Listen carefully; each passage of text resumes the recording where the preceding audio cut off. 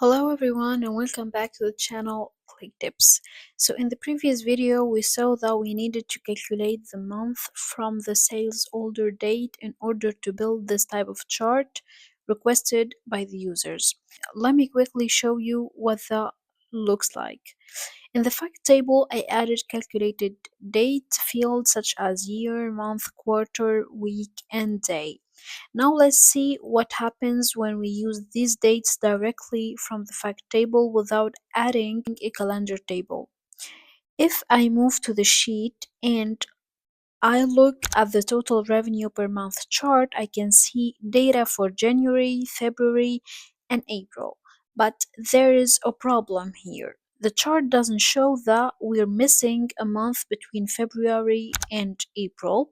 We had no data for March, so the value should be 0, but it's not completely skipped.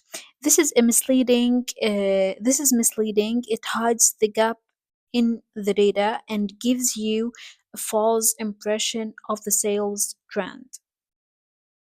So to fix this issue and avoid gaps in the timeline, we need a master calendar. So what is a master calendar? A master calendar is a dimension table in the Qlik data model that contains all dates related attributes. It allows us to analyze metrics by day, month, quarter, or year without missing any period. This is exactly how we avoid the gap we saw earlier, like the missing month of March. Even if there's no data, the date still exists in the model.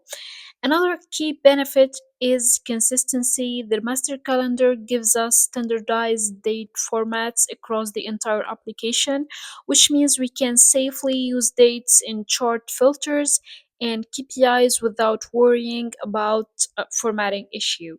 It also becomes the single source of truth for all time related analysis, which is critical, especially when we have multiple dates filled in the fact table.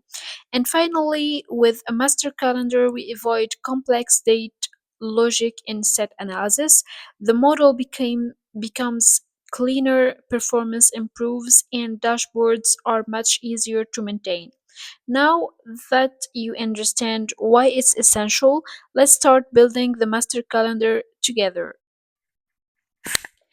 Now let's go back to the script. First, I'm going to the sales table, which is our fact table, and I'll comment out all the date fields we previously created there. From now on, all the date logic will be in the master calendar. I've already prepared a master calendar script and we'll go through it step by step, so you understand exactly what happens at each stage. At the beginning, I define a few variables. This makes the script reusable across applications.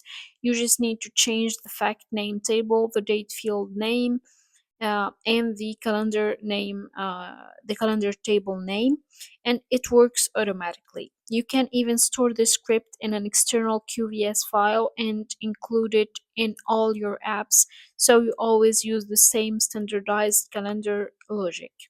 The first step is a temporary min-max table. Here I take the order date from the sales table and calculate the minimum and the maximum dates.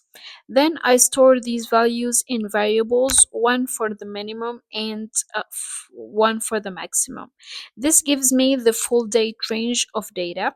Next, I generate all dates between the minimum and the maximum.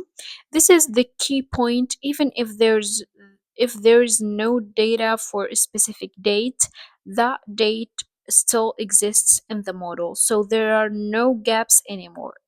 These generated dates are loaded into a temporary table, which is then used to create the master calendar. In the calendar table, I define all the date attributes that we previously had in the fact table, such as year, month, quarter, day, and so on. For now, I've added only the essential, but you can extend this with any attributes you need. It depends on how you want to filter in the eBoard and how to build your charts. Now let's reload the application and look at the result. In the load editor, we can see that the calendar has been generated successfully. The calendar table contains 91 rows. Perfect. If I open the data model viewer, I can see a new table added to the model. The calendar table correctly linked it to the sales fact table through the order date.